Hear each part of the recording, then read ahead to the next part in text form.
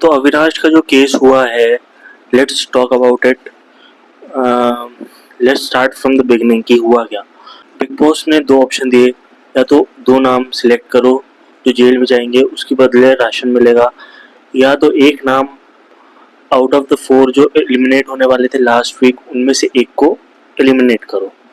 तो सबने, मेजॉरिटी ने दो नाम सिलेक्ट करे, दैट वाज चाहत एंड अविनाश। अभी तक प्रोसेस जो था बहुत स्मूथ जा रहा था, बट अविनाश बीइंग अविनाश, उसको लगा कि भाई मेरे को यहाँ भी बोलना चाहिए, और उसने कुछ भी बोलना स्टार्ट कर दिया। मेरे को तो लगता है एक फालतू सा आर्ग्यूमेंट उसने स्टार्ट करा कि मैं क्यों जाऊँगा और ये वो। दो नाम सिलेक्ट किए थे, बहुत ही सिंपल सा प्रोसेस था।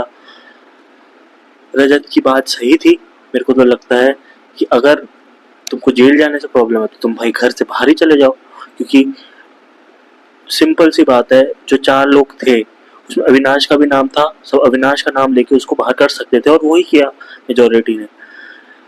तो लड़ाई वहाँ से एस्केलेट हुई। अविनाश की बहुत ही ख़राब आदत है कि उसको हर चीज़ में बोलना है, चाहे वो सही हो या वो गलत हो, चाहे उसमें लॉजिक हो या उसमें लॉजिक ना हो। But I don't think this strategy will work for too long.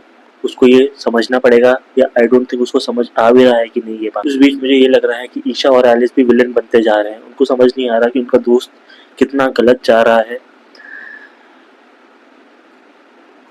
Her time rebellious होना सही नहीं होता। गलत चीज़ों पे अगर रिबेलियस होगे तो लोग तो तुम्हारे अगेंस्ट खड़े होंगे ही। अगर तुम्हें लगता है तुम गौतम गुलाटी हो, गौतम गुलाटी सही चीज़ों के लिए खड़ा होता था।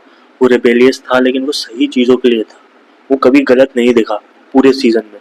उसने जो भी किया सोच समझ के किया, दिमाग से किया, और वो सही डायरेक्शन में था पूरे सीजन। लेकिन तुम शुरू किए हो रिबेलियस होना, और तुम गलत डायरेक्शन में ही जा रहे हो अभी तक। उससे पहले करण और अविनाश के बीच जो हुआ, आई थिंक उसमें भी कहीं ना कहीं करण यही चाहता था कि हट जाओ भाई, लड़ने दो। बस यही उसका था। ओवर स्मार्ट नहीं बन रहा था वो, या कुछ ऐसा नहीं कर रहा था। आई थिंक एक रिवर्स साइकोलॉजी है कि सब हट जाते तो शायद फाइट रुक जाती। बट अविनाश फिर से उसने एक कमेंट पास किया कि तू ओवर स्मार्ट मत बन बीच में घुस के। तो ऐसे बात करेगा गुस्से में, और बहुत सारी चीज़ें हो सकती थी। अविनाश जब चुम की तरफ भी गया तो ऐसा ही लगा कि वो बहुत एग्रेसिवली गया। तो उसका भी फर्स्ट रिएक्शन यही रहेगा कि ये ऐसे मेरी तरफ क्यों आ रहा है। चुम स्ट्रॉन्ग है, इसलिए उसने इतना ओवर रिएक्ट था। एस्केलेट उसने वो मामला नहीं किया कि ये कैसे मेरी तरफ ऐसे आ सकता है। अगर चुम की जगह ईशा या एलिस होती तो डेफिनेटली रोना निकल जाता उनका। अविनाश एलिमिनेट हुआ, फिर वापस भी आ गया, और उसके हाथ में कंट्रोल दे दिया गया पूरे राशन का। अब उसको अपॉलॉजी चाहिए करण से कि मुझे ऐसा क्यों बोल दिया, कि अपनी बहन से शादी कराएगा क्या। आई थिंक वो रिप्लाई था उसका, ठीक है थोड़ा एक्सट्रीम हो गया, बट रिप्लाईज तो ऐसे ही होते हैं भाई, हीट ऑफ द मोमेंट में चीज़ें निकलती हैं। करण सॉरी बोल भी देगा अगर सब उसको बोलेंगे, बट आई थिंक करण बहुत स्मार्ट है, उसको भी दिख रहा है कि अविनाश क्या चाहता है। तो आई डोंट थिंक वो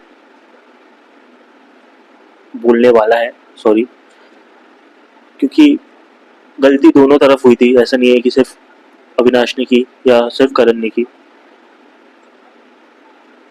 इन the heat of the moment बहुत सारे वर्ड्स एक्सचेंज हुए। At the end of the episode Karan गया भी अविनाश के पास, बट अविनाश ने फिर से अपना एटीट्यूड दिखा के, ईगो दिखा के उसको बोल दिया कि मैं थका हुआ हूँ, मैं अभी बात नहीं कर सकता। तो आई डोंट थिंक कि he is in the right state of mind जो कि वो कर रहा है। शायद ये बात उठे ना उठे वीकेंड के बाद पे, या बाकी आगे क्या होता है वो तो हम देखेंगे ही। और सीज़न 18 में मैं अपने ओपिनियंस रखता रहूँगा। तो प्लीज़ डू सब्सक्राइब क्रिटिक देवा। हम लोग इस टॉपिक पे और आने वाले टॉपिक्स पे भी बने रहेंगे। Thank you.